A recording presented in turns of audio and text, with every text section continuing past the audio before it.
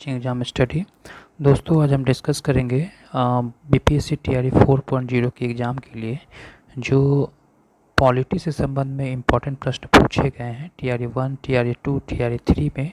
उन सारे प्रश्नों को एक एक करके डिस्कस करेंगे और ये खास करके इसमें पॉलिटी के संबंध में प्रश्न रहेंगे जो कि आने वाले बीपीएससी टीआरई 4 में 6 to 8 में अगर पॉलिटी विषय आपकी है एक विषय तो ये आपके लिए बेनिफिट है। अगर 11th और 12th में आपकी पॉलिटी विषय है सब्जेक्ट से अगर आप टीआरई 4 देंगे उसके लिए इम्पॉर्टेंट है। और 9 और 10th में अगर आप पॉलिटी आपका सब्जेक्ट है तो ये आपके लिए काफ़ी इम्पॉर्टेंट विषय है। तो आप वीडियो को पूरा देखें, एक एक करके हम सारे टॉपिक इसमें कंप्लीट करेंगे। फर्स्ट टॉपिक है भारतीय संविधान का निर्माण।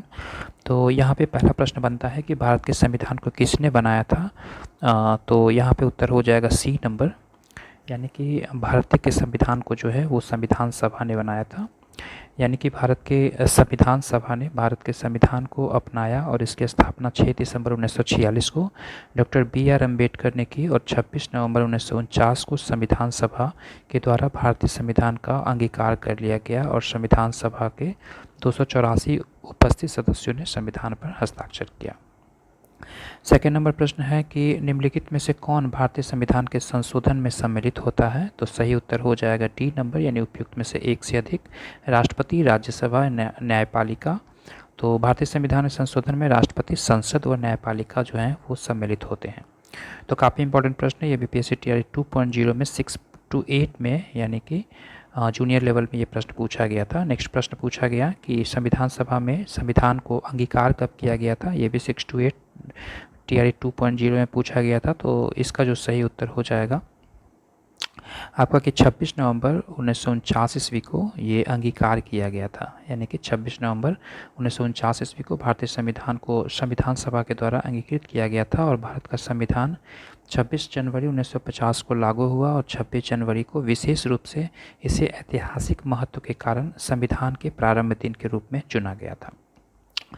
अगला प्रश्न है कि इनमें से कौन सा संविधान सभा के उपाध्यक्ष थे।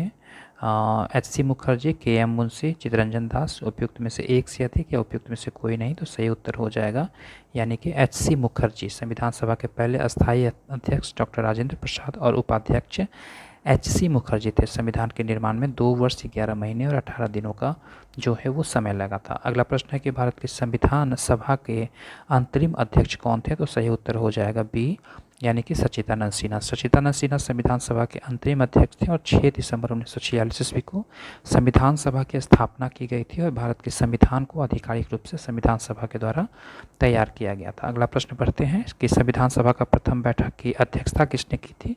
तो सही उत्तर हो जाएगा सी नंबर, यानी कि सच्चिदानंद सिन्हा। 9 दिसंबर 1946 ईस्वी को डॉक्टर सच्चिदानंद सिन्हा की अध्यक्षता में हुई और अस्थायी अध्यक्ष थे और बाद में संविधान सभा के अस्थायी अध्यक्ष डॉक्टर राजेंद्र प्रसाद जी को चुना गया था। अगला प्रश्न पूछा गया था कि भारत के संविधान की प्रस्तावना में निम्नलिखित में से किस प्रकार के न्याय की चर्चा किया गया था। सही उत्तर हो जाएगा सी नंबर, यानी कि आर्थिक, राजनीतिक और सामाजिक न्याय के बारे में चर्चा किया गया। अगला प्रश्न पूछा गया था कि संविधान सभा के बारे में निम्न में से कौन से कथन सही हैं। तो यहाँ पे हम सिर्फ उत्तर देखेंगे ताकि आपके समय का जो है वो बचत हो। तो इसका सही उत्तर सी हो जाएगा, यानी कि ए, बी और सी जो है वो तीनों इसका ऑप्शन जो है वो सही हो जाएगा। यानी भारतीय संविधान को लिखने में लगभग 299 सदस्य थे और महात्मा गांधी संविधान सभा के सदस्य नहीं थे। और उसके बाद से सी नंबर है कि संविधान सभा में होने वाले गंभीर चर्चाओं को कॉन्स्टिट्यूएंट असेंबली डिबेट के नाम से प्रकाशित किया गया था। तो सी नंबर ऑप्शन जो है वो सही हो जाएगा इसका। अगला प्रश्न है कि संविधान के वो कथन जिसमें कोई देश अपने संविधान के सभी बुनियादी मूल्यों और अवधारणाओं को स्पष्ट ढंग से कहता है। तो सही उत्तर हो जाएगा प्रस्तावना इसका। यानी प्रस्तावना संविधान का वह कथन है जिसमें कोई देश अपने संविधान के सभी बुनियादी मूल्यों और अवधारणाओं को स्पष्ट ढंग से कहता है।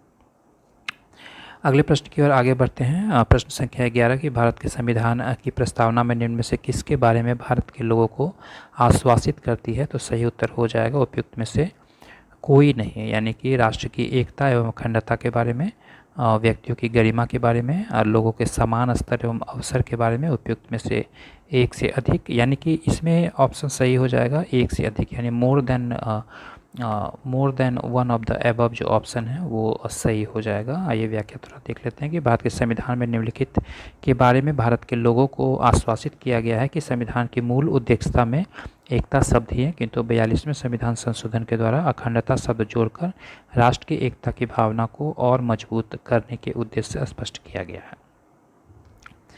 आइए नेक्स्ट प्रश्न देखते हैं कि भारत के संविधान की प्रस्तावना में कितने प्रकार की स्वतंत्रता प्रदान की गई है। तो सही उत्तर हो जाएगा सी, यानी 5 प्रकार की स्वतंत्रता को प्रदान किया गया है भारत के नागरिकों के लिए। और 5 प्रकार की स्वतंत्रता है कि विचार की स्वतंत्रता, अभिव्यक्ति की स्वतंत्रता, विश्वास की स्वतंत्रता, धर्म की स्वतंत्रता और उपासना की स्वतंत्रता। ये 5 प्रकार की स्वतंत्रता भारतीय नागरिकों को दिया गया है। निम्न में से भारत के संविधान निर्मात्री सभा के प्रारूप समिति के सदस्य कौन थे। तो सही उत्तर हो जाएगा डी, यानी उपयुक्त में से एक से अधिक। Doctor B R. Ambedkar, Alladi Krishnaswami Ayyar थे, कन्हैया लाल, मनिक लाल मुंशी और मोहम्मद सादुल्ला जो थे, ये सब इसके अध्यक्ष थे। एन माधव राव और टी कृष्णा माचारी। नेक्स्ट प्रश्न है कि निम्न में से भारत को संविधान निर्मात्री सभा की प्रक्रियात्मक समिति कौन सी थी। तो सही उत्तर हो जाएगा बी, यानी कि वित्त एवं स्टाफ समिति।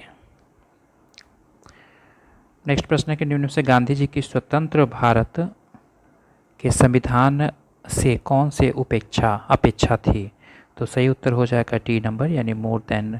उपयुक्त में से एक से अधिक कि गांधी जी की स्वतंत्रता भारत के संविधान में निम्नलिखित अपेक्षाएं थी कि देश के अंतर्गत रहने वाले सभी समुदाय पूर्ण सामंजस्य से रहने चाहिए।